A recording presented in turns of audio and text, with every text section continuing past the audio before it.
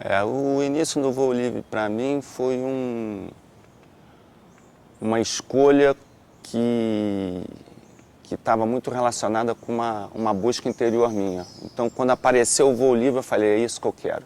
Já era adulto, né, cara? Então, como adulto, logicamente, não adulto totalmente formado, mas como adulto, queria alguma coisa diferente. E o voo livre me pegou e falou, é isso. Então, iniciei já com todo um conceito de sociedade formada, de existência formada, já era um dentista, então já tinha passado por uma série de experiências na vida que já tinham me encaminhado de uma determinada maneira. E quando eu comecei no voo, eu comecei com essa bagagem que eu tinha, que era pegar o livro, estudar, né, e buscando uma maneira de me posicionar no ar. E comecei bem, poxa, assim que eu peguei os livros, eu falei, porra, é assim, que maneiro. Tive um primeiro impacto com o voo livre fácil e consegui, através desse conhecimento básico, fugir um pouquinho do que todo mundo não consegue fugir, que é o medo. Me libertei um pouquinho rapidamente do medo através desse conhecimento e comecei a praticar o voo livre.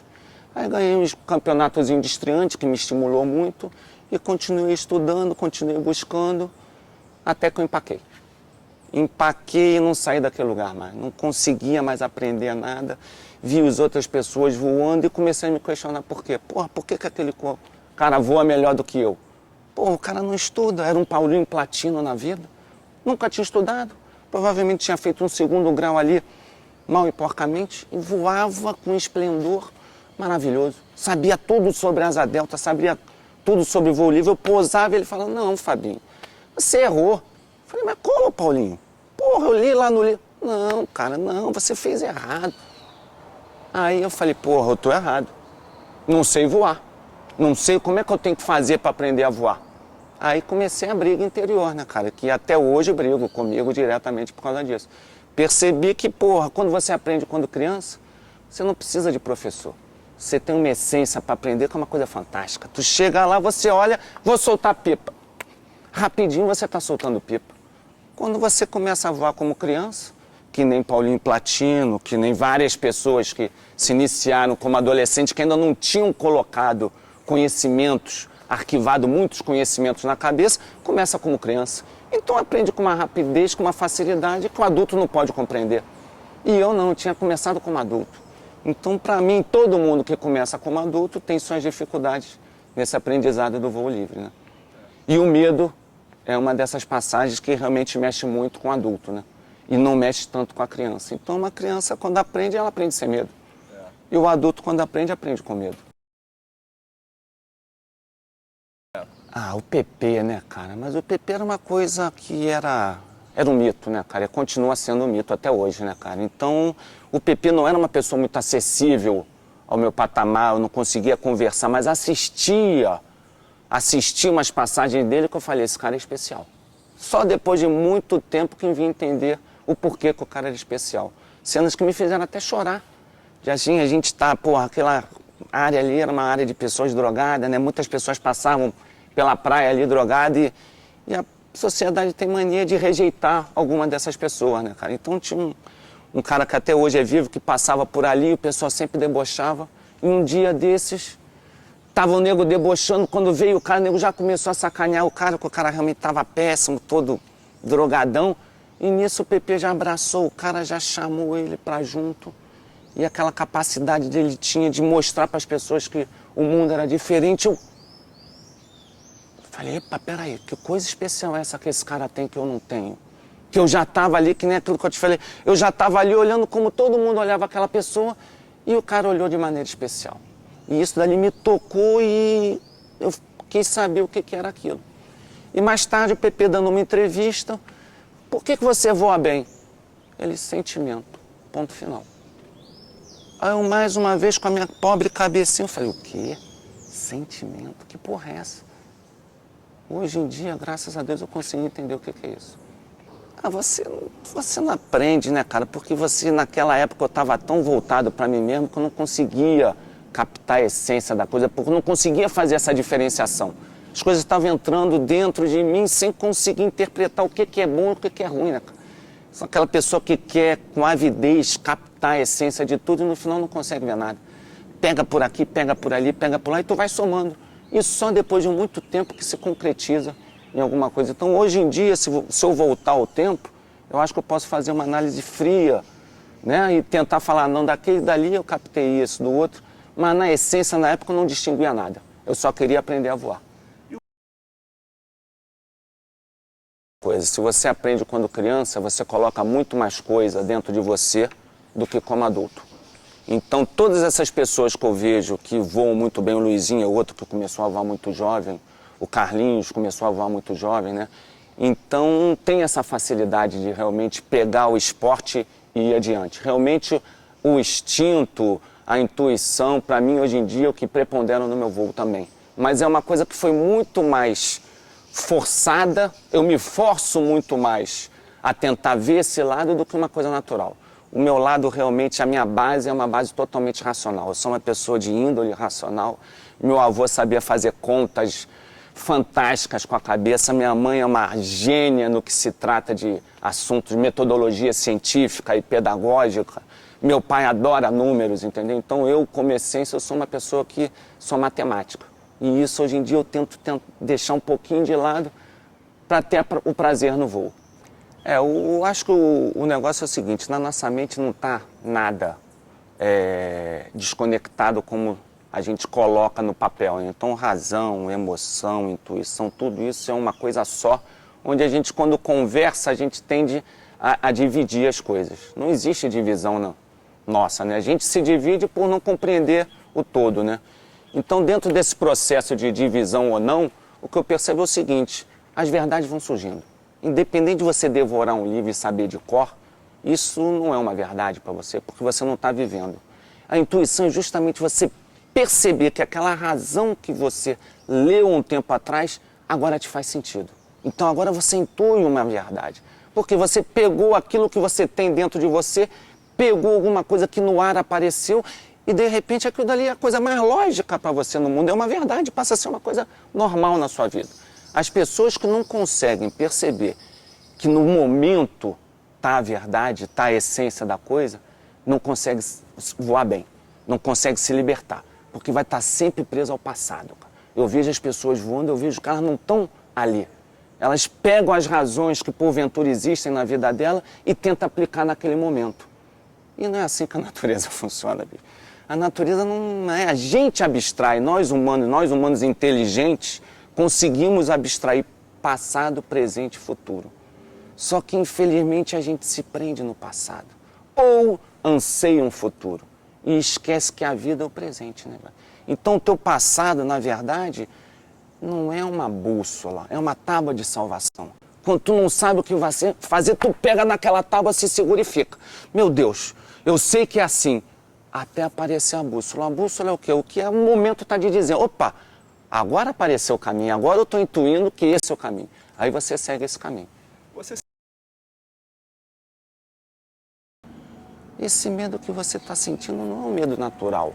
Não é um medo do cachorro que bota o rabo entre as pernas por não entender o que está acontecendo. Não é o medo da dormideira que se fecha ao menor contato. É um medo elaborado. Eu falei, porra, então como é que é o medo? Então eu consegui mentalmente, para mim, dividir o medo. Eu conheço hoje em dia 2 medos. Assim eu penso que existe. Esse medo que a gente vem geneticamente carregado com ele, que é esse medo de Deus, né? Esse medo do perigo que existe, é um medo inconsciente, não é um medo racional. É um medo que vive aqui dentro. Todo mundo que nasce tem medo, não tem como. Uma pedra tem medo, a flor tem medo, todo mundo tem medo de morrer. E esse medo não é seu, não é do ego. É um medo inconsciente, é um medo de qualquer coisa por existir. Então esse medo é o temer, cara. Você teme, não tem jeito. Se você é uma pessoa saudável, está com um preparo físico bom, está todo preparado para voar, se tu bota a asa na rampa e está entrando um vento de 80 km por hora, você vai ter medo. Desse medo, quem escapa morre. A maioria das pessoas. Quem quer esquecer esse medo, meu amigo, está debaixo da terra.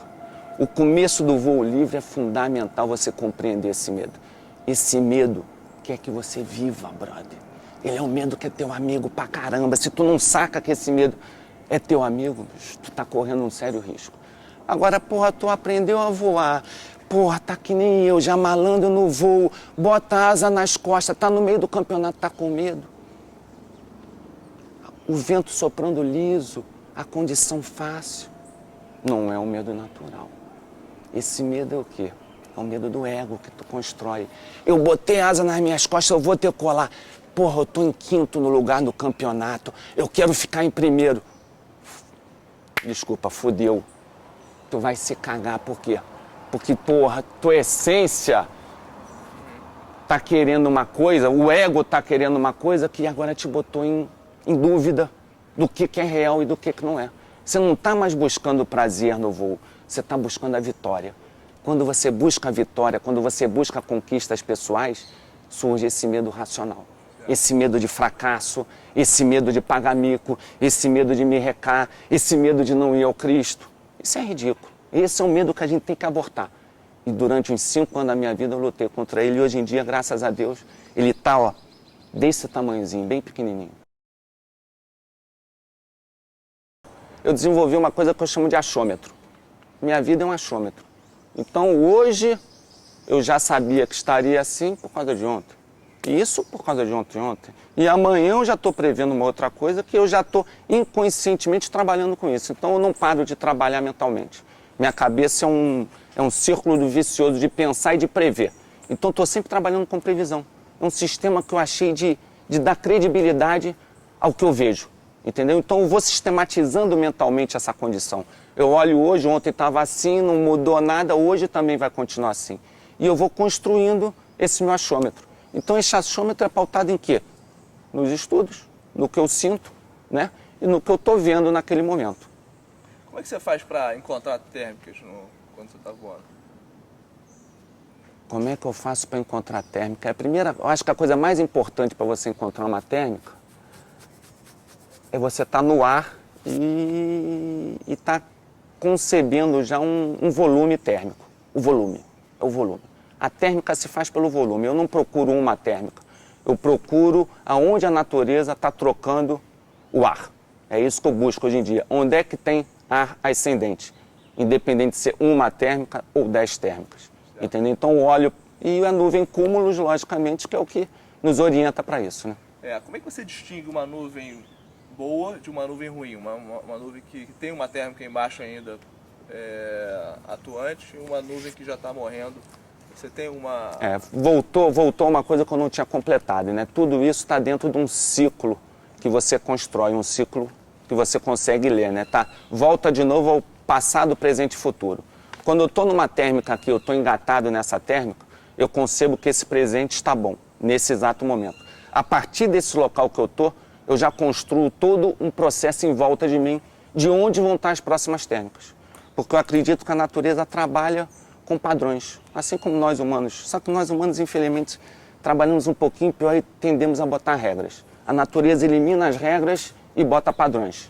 Então eu olho sempre o padrão do dia para as térmicas. E dentro desses padrões eu construo uma coisa que eu denominei de tabuleiro, que é justamente uma equidistância entre essas térmicas. Então eu trabalho com essa equidistância de térmica e logicamente envolve a altura de teto, o volume térmico, o gradiente térmico do dia, a insolação, aí entra o relevo, aí entra toda essa conjuntura de variáveis que é o voo livre, né? É uma conjuntura, né, cara? Eu não estou mais muito seccionado em coisa. Eu olho para o céu e vejo. Hoje, por exemplo, eu estou olhando e já sei que, porra, a térmica vai estar fraca, vai estar mais próximo do relevo, porque como não tem muita insolação, o ar quente não vai descolar, não vai subir reto, vai correr.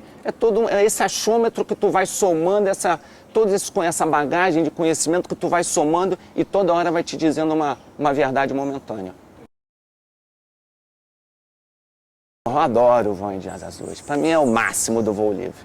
É quando você tem que usar o conhecimento total que você tem, né? Eu adoro. Eu criei justamente esse padrão que eu criei de tabuleiro, foi justamente para voar no azul. No azul, se você não tiver uma metodologia, uma sistematização no voo, você fica totalmente perdido.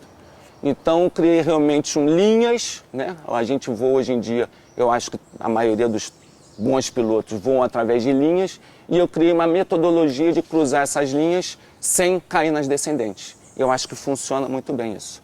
Quando você vai cruzar de uma linha para outra, Qual é a diferença de você cruzar ela perpendicularmente, se você precisa fazer uma rota onde você está num vento lateral? Como é que você troca de linha em função da direção do vento? Você tem alguma coisa? A linha principal que eu uso, o método é mais ou menos isso. A linha principal que eu uso está sempre alinhada com o vento. Então existe uma linha que a natureza cria, que todo mundo chama de cloud street, mais ou menos isso, que é uma linha paralela que eu criei, que é em função desse cloud street. E essa linha é justificada por várias coisas, né? A primeira delas é que quando uma térmica sai aqui, e ela se condensa aqui nesse vento forte que foi soprado, o início dessa condensação aqui. Conforme esse fornecedor continua esquentando e ele continua doando, essa nuvem ela começa a verticalizar nesse ciclo.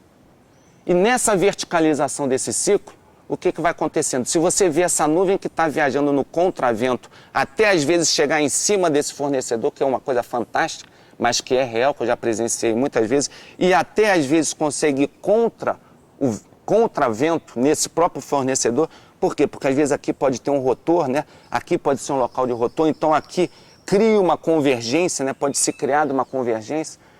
Então, a partir desse movimento daqui, você pode conceber que daqui até aqui vão ter várias térmicas que ficaram perdidas no espaço e que não conseguiram ser coletadas por essa nuvem principal. Elas se perderam e derivaram. Então, aqui está criada uma linha paralela ao vento. O primeiro princípio que eu uso é esse daí, dessa linha paralela. Então, estou voando tanto no contravento como no caudal do vento, eu uso essa linha e não saio dessa linha.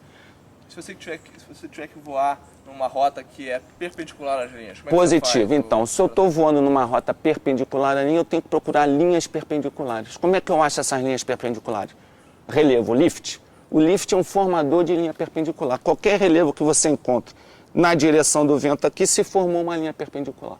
Como a natureza consegue simplificar as coisas dela, ela não complica, por mais complexo que a gente possa achar que a natureza está sempre tentando fazer as coisas ficarem simples para poder perpetuar e está sempre fazendo, ela criou uma linha perpendicular aqui, ela vai tender a reproduzir essas linhas equidistantemente. Então vai ter uma linha perpendicular de lift, vai aqui, esse lift vai subir, vai fazer uma descendente e vai formar onda. O ar, assim como a água, qualquer fluido, está sempre se formando em ondas. O Nader apelidou de quadrado mágico, mas acho que funciona um pouquinho melhor do que o quadrado mágico da seleção brasileira. Exatamente, a gente usa linhas para voar, né? Então a primeira linha que eu concebo no ar é uma linha paralela. Paralela ao que? Ao vento. Então o vento se formou, está soprando nesse movimento, a térmica começa a se formar, deriva nesse vento, até que ela consegue atingir o ponto de condensação, né? Chegou nesse ponto de condensação, apareceu o cúmulos. Então o cúmulo está ali funcionando, só que esse fornecedor continua doando. E esse fornecedor, conforme doa, as térmicas já encontram uma facilitação no seu caminho. Então elas, em vez de derivarem tanto, elas já conhecem, já pegam um lift até na própria térmica e começa a crescer um pouquinho mais alto, começa a se verticalizar um pouquinho, fazendo com que essa nuvem que estava aqui comece a andar um pouco no contravento. Dependendo do gradiente térmico, da condição do fornecedor, essa nuvem continua crescendo e vai continuando forçando o vento. Força o vento até às vezes que ela chega a ficar perpendicular em cima do vento. Se por acaso esse fornecedor está num rotor aqui, por exemplo, além disso, aqui vai ter uma outra condição que vai se formar. Então essa própria térmica agora pode correr no contravento, aproveitar a rotorização desse ar aqui e ela pode até voar no contravento uma térmica. Então, a partir desse movimento de verticalização da térmica, é muito fácil você conceber que se você está saindo daqui e está a térmica lá e você está entrando num ciclo, você pode pegar várias térmicas nesse caminho. E, logicamente, a gente vai enroscar na térmica que esteja mais forte para chegar mais rápido à nuvem. Na hora de achar Como é que eu funciono? Peguei a primeira térmica, estou na térmica, eu olho e eu criei esse local aqui como sendo um ponto X do meu tabuleiro, onde o tabuleiro seria um tabuleiro de xadrez e o ponto X seria um vértice da ponta desses quadrados. Então, em cada quadrado mágico, em cada quadrado de convecção, eu acho que tem 4 nuvens que estão mais ou menos equidistantes dessa nuvem que eu estou. Então, se eu quero correr no caudal, eu vou correr essa linha paralela. Se eu quero correr para a forção do vento, aí eu tenho que achar uma outra linha que não essa linha diagonal. Porque para mim existem essas ascendentes aqui e a natureza também trabalha com descendente, que ao mesmo tempo que o ar quente quer subir, o ar frio quer descer. Então a natureza organiza mais ou menos de uma maneira que no centro desse quadrado existe uma grande descendente. Por matemática, A2 igual a B2 mais C2, é fácil de você conceber que entre duas linhas aqui existe um triângulo retângulo e esse caminho nessa diagonal entre essas duas nuvens que estão em lados, né, diagonais, é muito mais fácil você achar uma descendente. Essa diagonal eu jamais cruzo num voo, a não ser que dentro dessa diagonal tenha um fornecedor térmico. Aí a natureza vai criar uma linha diagonal. É assim que eu concebo o ar. Então, estou sempre me posicionando no ar, sabendo em que parte dessas linhas eu estou. Se eu estou no centro de uma linha diagonal, eu tenho que conceber que esse quadrado vai ficar aleijado. Ele não vai ter mais essas quatro pontas. Eu estou nesse fornecedor aqui que me fez essa linha diagonal e a natureza vai tirar ou uma ou outra dessa daqui. E quando eu sair dessa daqui, desse meio, eu tenho que saber qual delas desapareceu, para eu não poder correr para um buraco e cair. Sempre que eu estou entrando numa térmica, eu já imagino o portão de entrada dessa térmica. Eu tenho um conceito que eu formei na minha cabeça, que é por onde que eu vou entrar na térmica. Então, eu estou sempre buscando entrar de cauda para essa térmica ou no contravento da térmica. Um dos dois. Eu nunca entro na diagonal, entrando no través da térmica, porque quando você olha para uma nuvem que está aqui, a nuvem está aqui, e tem vento, o vento está vindo daqui, a térmica está nesse sentido aqui. Se você entra aqui, você está indo para lá, né? Se você está entrando no través aqui, você tem que estar indo para lá, porque senão você não estaria entrando no través. Quando você entra no través aqui, o que acontece? Se você pega a térmica e o caroço da térmica está para trás de você, e você não concebe isso, você pode buscar na frente aqui, falhar e no final ficar mal. Se você entra pela frente, agora se você entra por trás aqui, ó, eu sempre normalmente quando eu entro no través eu me deixo levar no caudal da térmica. Por quê? Porque você não força esse vento aqui inicial, você entra no caudal e quando você percebe que tu está na sombra de vento, ou seja, quando você percebe que o vento parou de soprar, e você entra no contravento. E aí eu entro no contravento da térmica e vou explorar essa térmica até eu achar o caroço dela. Se por acaso eu não achar o caroço, eu me posicionei para continuar para a próxima térmica. Isso é um princípio básico do través. No caudal, é o melhor para você entrar numa térmica, logicamente. Você está entrando no caudal, você pode se permitir errar, que mesmo que você erre, como você está derivando para o caudal, você está naquele caminho, em algum momento você vai bater nesse canhão. Quando você está no contravento, é a parte mais difícil. Por quê? Porque você, além de posicionar a térmica, você tem que ter ideia não mais de uma térmica como a própria térmica, mas como a térmica no coletivo. A térmica não é uma entidade puramente individual, é uma entidade coletiva, bicho. Então, eu vejo a térmica como uma entidade coletiva. Então, o coletivo de térmica não são térmicas.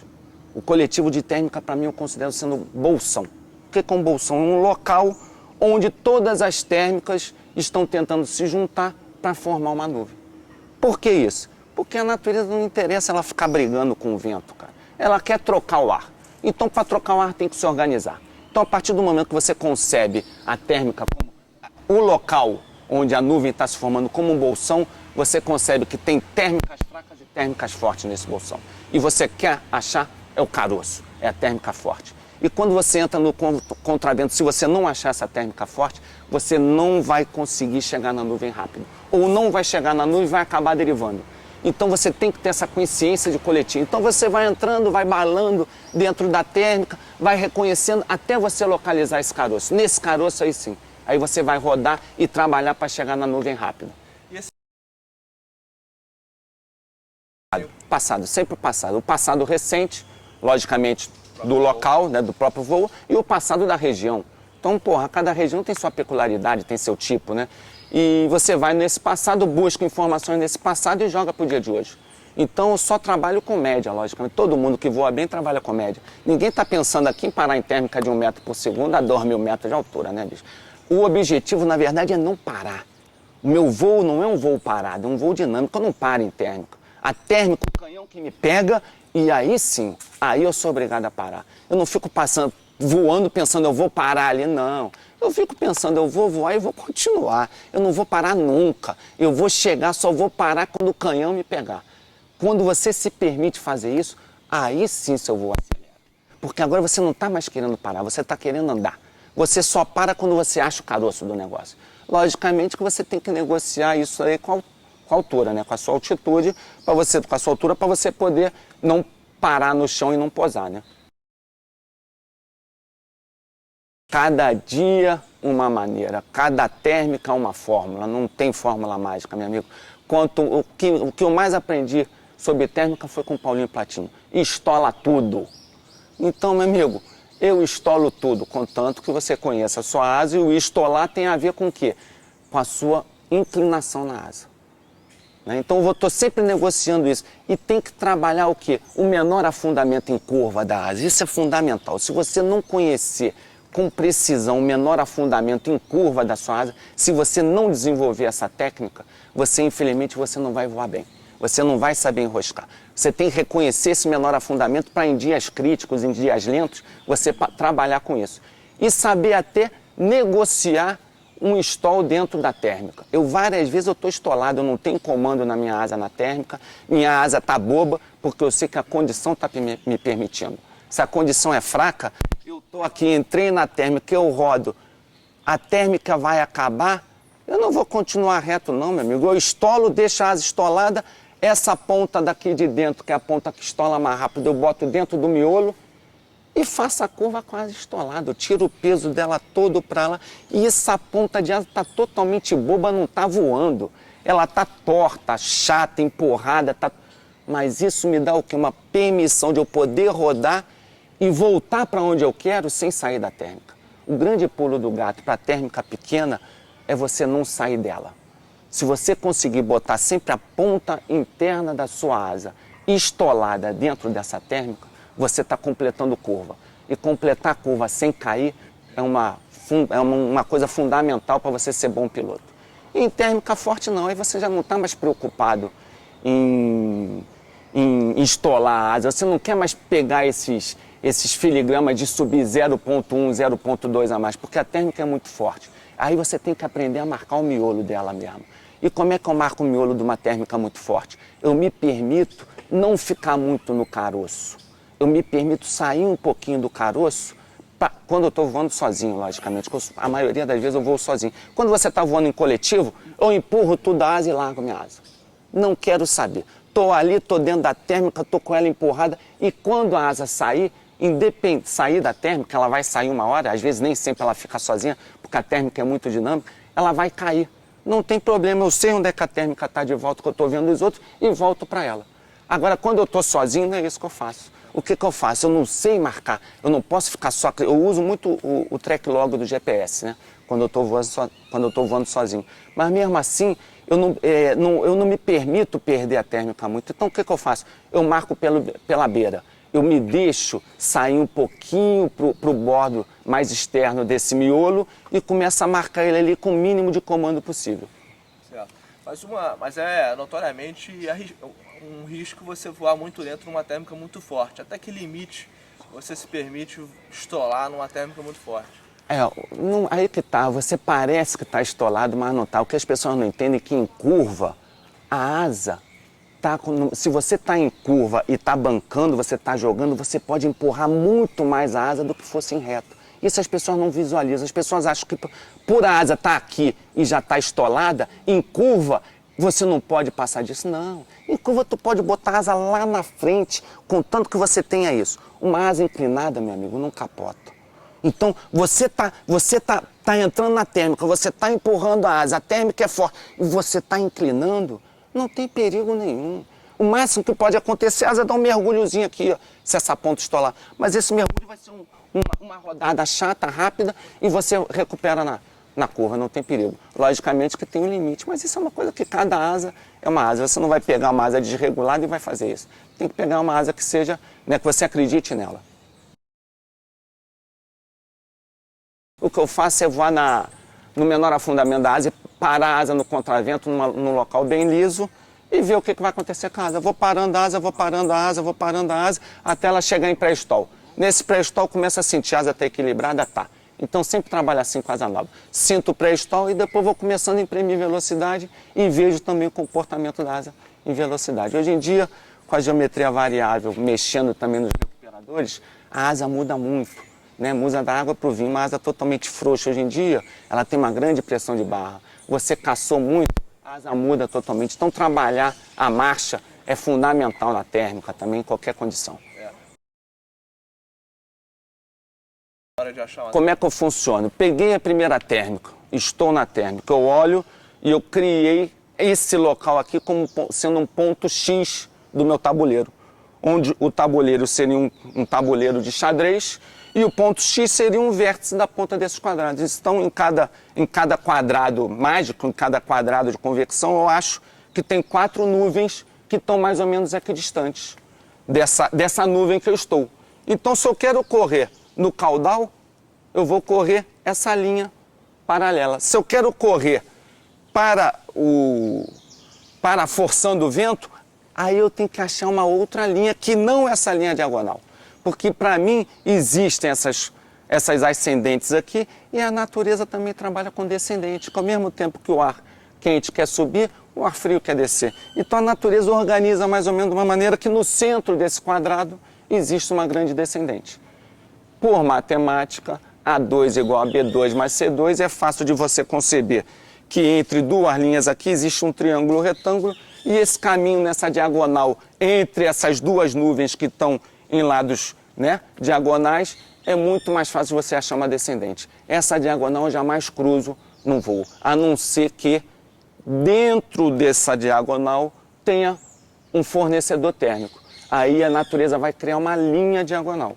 É assim que eu concebo o ar. Então, estou sempre me posicionando no ar, sabendo em que parte dessas linhas eu estou. Se eu estou no centro de uma linha diagonal, eu tenho que conceber que esse quadrado vai ficar aleijado. Ele não vai ter mais essas 4 pontas. Eu estou nesse fornecedor aqui que me fez essa linha diagonal e a natureza vai tirar ou uma ou outra dessa daqui. E quando eu sair dessa daqui, desse meio, eu tenho que saber qual delas desapareceu, para eu não poder correr para um buraco e cair.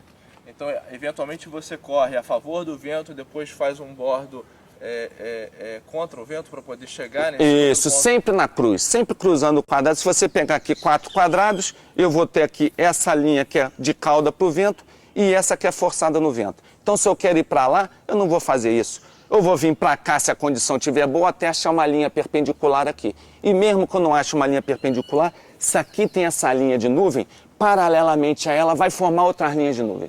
Então eu saio dessa linha de nuvem e sempre 90 graus, jamais cruzo aqui. Agora isso na natureza é muito difícil de você ver. O difícil é você começar a captar isso, perceber isso. Então tu tem que estar sempre atento a esse quadrado. Onde é que eu estou? Que parte que eu estou do quadrado? Então é isso que eu sempre faço. Eu estou aqui e vou para lá. E eu tenho essa facilidade de voar sozinho, eu só vou sozinho, né? Então isso me dá uma segurança muito grande. 2 coisas. A primeira delas é o medo, infelizmente.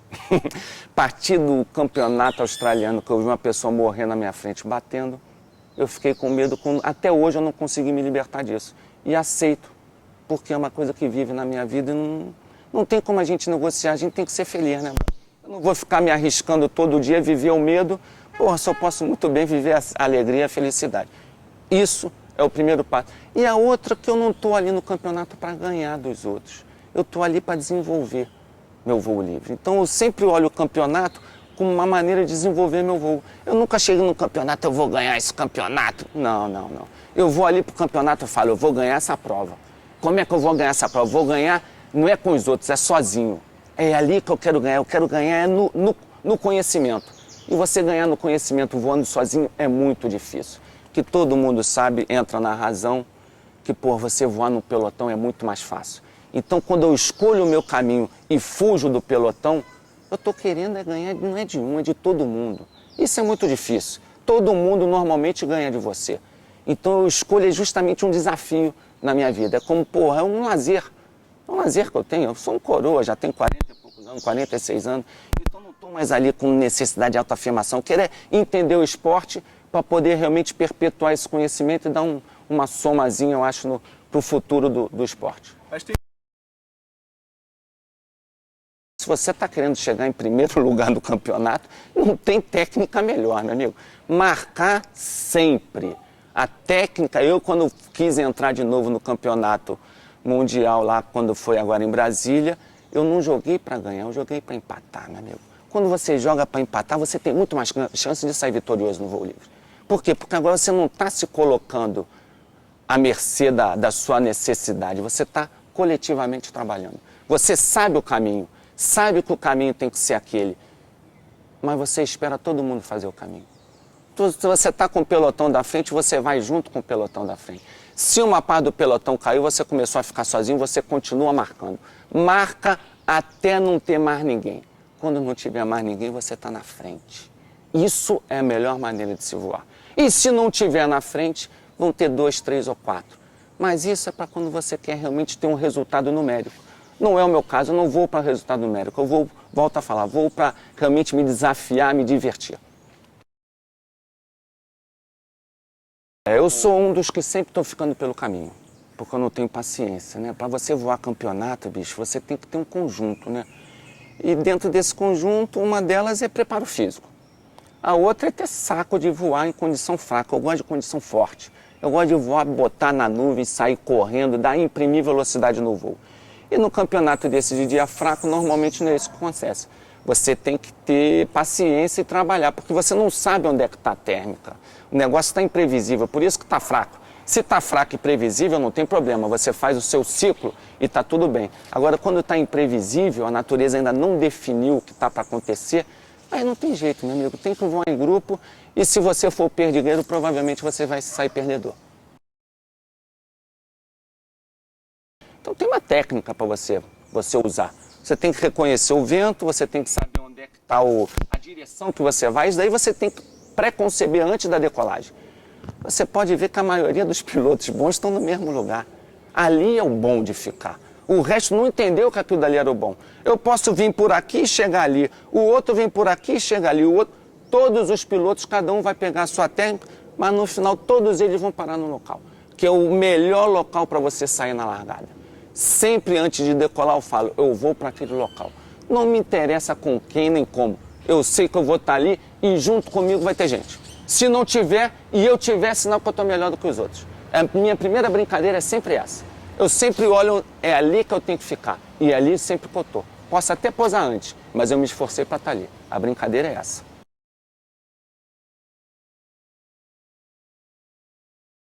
Normalmente hoje em dia a gente nem descasca a asa, né? Se a asa permite isso, você quer voar o mais rápido possível, se a asa te permite voar rápido dentro da térmica, logicamente, sem soltar a marcha, é assim que a gente voa. Aí vai depender do tipo de asa, do momento do voo também, né? Que a asa toda caçada, logicamente, fica muito difícil de você enroscar. Então você tem que negociar a tua habilidade com quanto que você pode voar com a asa caçada. Eu escolho ali para decolar, eu já decolo ela um pouquinho caçada, escolho uma posição para ela voar mais caçadinho um pouco, depois quando eu estou no ar normalmente, se a térmica é mais forte. E justamente quando a gente está voando nessas transições sem pensar em enroscar, pô, se você entra num bolsão desses com térmica muito forte, você pode enroscar com ela caçada que não faz diferença nenhuma. É muito simples, você está sendo envolvido todo pela térmica, você não está mais procurando aquela térmica pequena. Foi uma térmica enorme que te abraçou, então você só dá aquela empurradinha ali devagarinho, mesmo que a asa fique um pouquinho estolada, ela continua subindo. E, logicamente, se você quer caprichar, quer subir muito, quer botar muita altura, aí você dá aquela afrouxadinha, acha o equilíbrio perfeito da asa e quando tiver para sair já está caçando de novo. O que você quer é subir. Subir tem a ver com você estar dentro da térmica.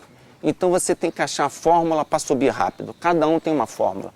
Eu sinto a minha asa. Tem horas que eu afrouxo a asa toda, porque eu falo, porra, não estou subindo assim. Aí eu afrouxo e vou pro beabá do voo livre. Que é o quê? Porra, tu achar o caroço da térmica e subir.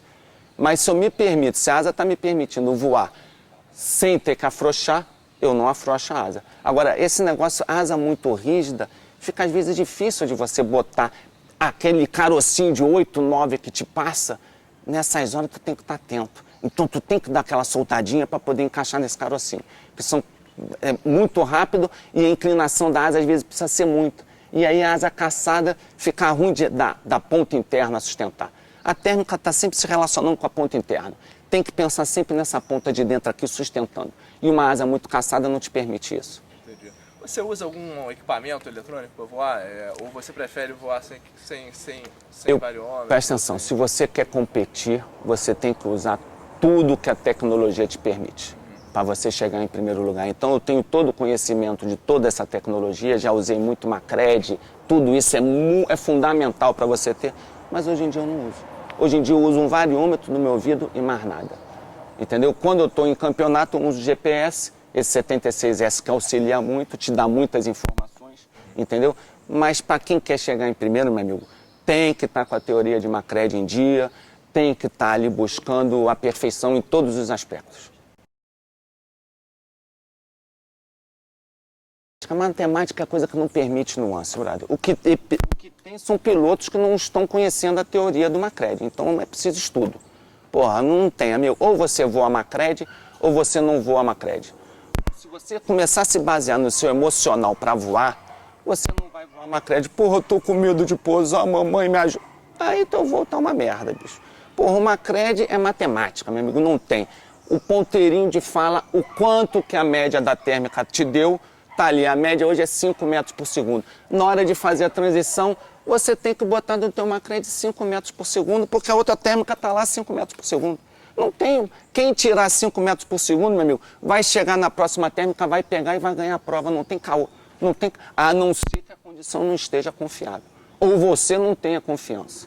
Aí vai entrar no teu ciclo interno. Se teu ciclo interno está dúbio, se você não está tendo firmeza no que tu está sentindo, aí você tem que abandonar o Macred. Porra, aí você tem que voar no teu, porra, até às vezes no menor afundamento da asa, tu tá esperando alguém para te ajudar. Mas aí tu não tá sendo águia, tu tá sendo galinha.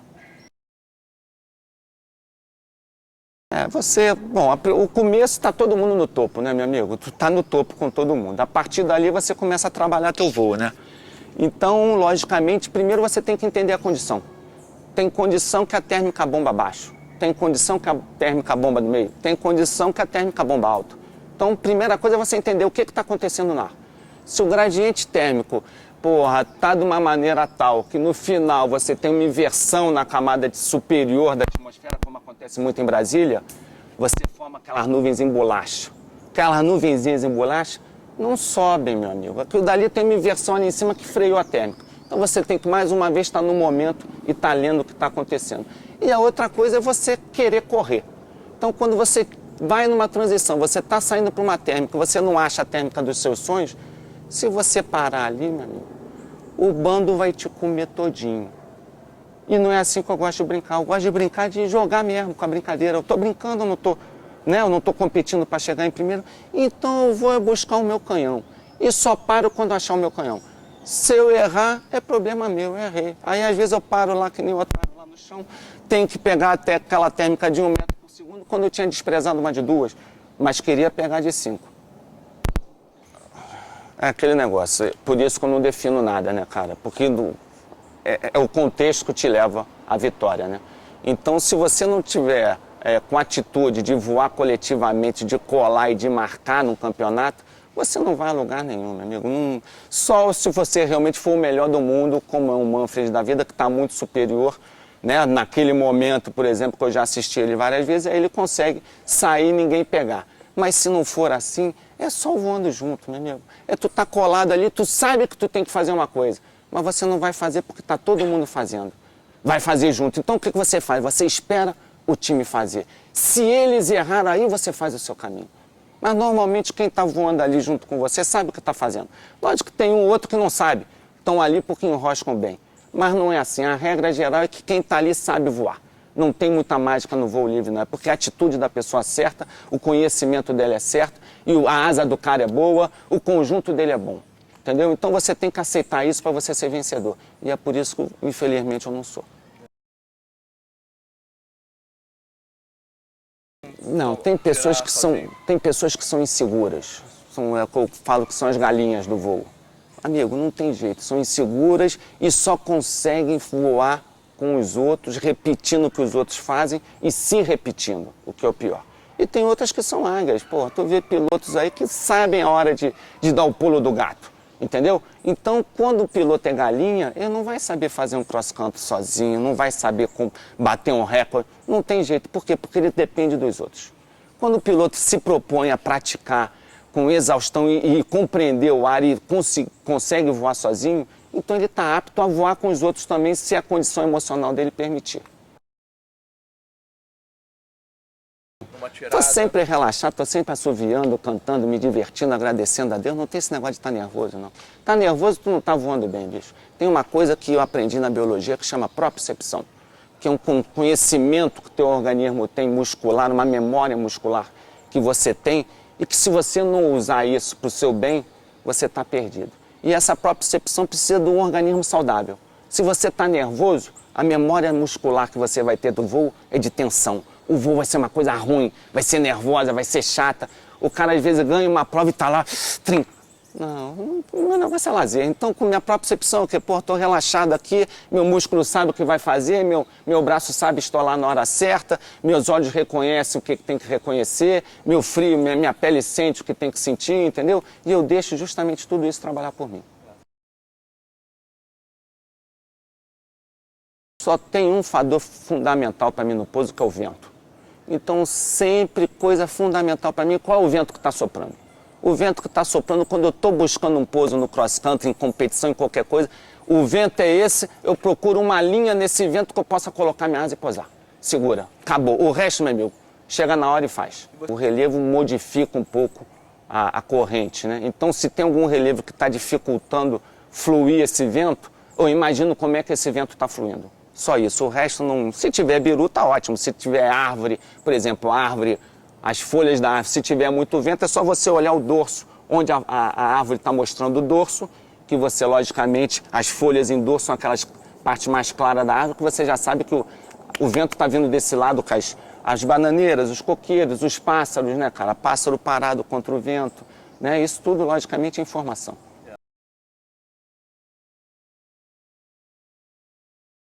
Eu regulo minha asa para enroscar, eu não regulo para voar rápido. Então minha asa está sempre mais lenta que as outras. Mais uma vez, eu tenho medo de me machucar. Não quero me machucar no voo. Eu prezo o voo livre fez muito por mim. E normalmente os nossos familiares não gostam muito do voo livre. Então eu prezo o voo e não quero que o voo macule a minha vida nem a vida da minha família. Então eu jogo para voar confortável. Minha asa, se você pegar, você vai falar, porra, tua asa é um bacalhau. Talvez seja um bacalhau. Mas na hora de me dar prazer, ela me dá o que eu quero. Vai tentar achar uma térmica? Eu uso todas elas. Todas as que enroscam, eu uso. Uso desde biguá, andorinha, falcão, gavião, águia e, logicamente, urubu. Dos urubus tem dois tipos. Um é o urubu que eu chamava de rei, que não é urubu rei, que aprendi há pouco tempo com o Ronaldão, que é o urubu campeiro, que é um urubu que tem uma envergadura linda, que ele não enrosca praticamente, mas ele está sempre caçando no chão ou perto de relevo. E quando ele roda, é sinal que tem uma térmicazinha, mas ele não fica rodando muito tempo. Esse urubu eu uso para quando eu estou baixo. E o outro é o urubu, que todo mundo conhece, que não tem jeito, né, meu amigo? Eu estou sempre procurando urubu no meu voo e estou sempre contando com eles, porque eu sou um voador solitário e são eles que me fazem companhia a maioria das vezes. Você tem que saber o que o pássaro está fazendo no ar, né? Eu brinco muito com o urubu, então eu já sei mais ou menos do comportamento dele no ar, né, cara? O urubu é um pássaro muito coletivo, é muito brincalhão. Então ele está na térmica ali, primeiro, porque ele não quer bater asa. Ele é preguiçoso. Segundo, que ele está procurando comida. A térmica eleva o ar que tem no chão. E junto com isso traz um cheiro que a gente não consegue perceber na maioria das vezes, mas carrega esse cheiro. Então ele está ali na térmica, ele vai de térmica em térmica para achar carniça, né? Então é nessa hora que ele passa a ser um pássaro perigoso. Quando ele localiza a carniça, às vezes ele não interessa mais continuar enroscando na térmica, ele sai da térmica. Nessa saída da térmica você tem que ter atenção. Agora ele, como marcador do miolo da térmica, não existe pássaro igual. Sempre que você está voando e vê um urubu por perto, fica quietinho, pega a tua térmica, que rapidamente ele vai te mostrar que tu é um merda. Rapidamente ele vai falar, minha amiga, não é aqui, presta atenção como é que eu estou enroscando. Aí você aprende com ele, você vai, roda onde ele está, que ele está sempre achando a térmica, não tem jeito melhor do que você. Eu acho que são estágios. Tem que começar aprendendo em Governador Valadares. é a coisa mais fácil que tem para você aprender a voar. As térmicas são muito individuais, então você concebe a individualidade da térmica. Final de tarde ou então durante o dia também se formam térmicas coletivas, então você consegue voar linhas. E a grande vantagem de Valadares é que não tem um vento para te prejudicar. É uma coisa muito estável e muito repetitiva. Então você consegue começar a decorar mais ou menos alguma coisa, que no final você vai jogar esse conhecimento fora, essa decoreba. Mas para começar a aprender a voar é importante decorar. Depois disso, é Andradas. Andradas já faz um mix de tudo. Dias com vento, dias sem vento. E para finalizar, Brasília, que é o top de linha, sem sombra de dúvida, do Brasil, é o Havaí do voo livre. E tem que estar apto para voar com muito vento, tem que entender muito de organização de térmica para você poder voar e forçar vento e criar e conseguir seu objetivo. Mais do que Brasília hoje em dia é Bahia, porque ainda é mais difícil do que Brasília. Bahia é uma mistura de Brasília com vento mais forte, térmicas mais complexas, com uma organização mais complexa. E realmente meu ponto preferido é Bahia, principalmente pela facilidade de resgate. Que eu já fui para o Ceará, é fantástico, mas aí já entra um outro aspecto que é o resgate, que é uma coisa muito complexa de você conseguir. Eu sou meio acomodado nessa hora. Eu quero pousar em local fácil, quero voltar rápido para casa, quero tomar meu banho, tomar minha cerveja, entendeu? E ao mesmo tempo quero fazer um bom cross-country. Prazer. Eu acho que eu vou com muito prazer, entendeu? Então eu vou por gostar de voar, por gostar de estar no ar e gostar de estar ali convivendo.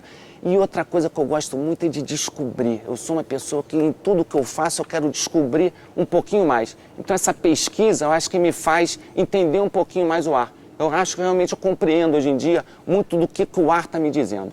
Entendeu? Isso realmente é uma coisa muito importante para você ser um bom piloto. O Guga concilia, eu acho, as duas coisas, né? Ele teve um bom aprendizado teórico, ele tem conhecimento de bastante coisa e, ao mesmo tempo, ele sabe jogar com o resto do time, né? Ele joga sempre marcando muito bem, tem uma tática ótima de marcação, que é a tática quando eu estou voando e tem gente do lado, também a gente se utiliza, que é o quê? É você nunca fazer a mesma linha que o do seu adversário. Você, na verdade, você está contando em acelerar o seu voo, e o Guga faz muito isso. Não só o seu, como do seu adversário. Ele não está preocupado que o adversário se utilize dele naquele momento também. Por quê? Porque ele sabe que se os dois se adiantarem, no final só vai estar entre os dois, não vai estar entre os outros 10 que estão ali juntos. Então isso é fundamental. Sempre que você está tirando uma térmica, observe isso no Guga, ele sempre abre e faz uma outra linha. E ele não se preocupa em estar te marcando. Se ele está um pouquinho mais alto, ele está acreditando que a térmica vai estar naquele lugar dele e você está acreditando na sua. Se a sua funcionar, ele corre para debaixo de você, na maior naturalidade, se junta e tenta ganhar mais rápido que você, que ele também sobe muito bem térmica. Então o Guga não está preocupado com o meio do campeonato, com o começo. Ele está preocupado na tirada final, que ele é especialista nisso. Na última tirada, meu amigo, o cara está resolvendo a maioria das provas na última tirada. Ele consegue imprimir uma velocidade com uma performance absurda. Poucas pessoas, acho que no Brasil hoje em dia, conseguem fazer o que ele está fazendo.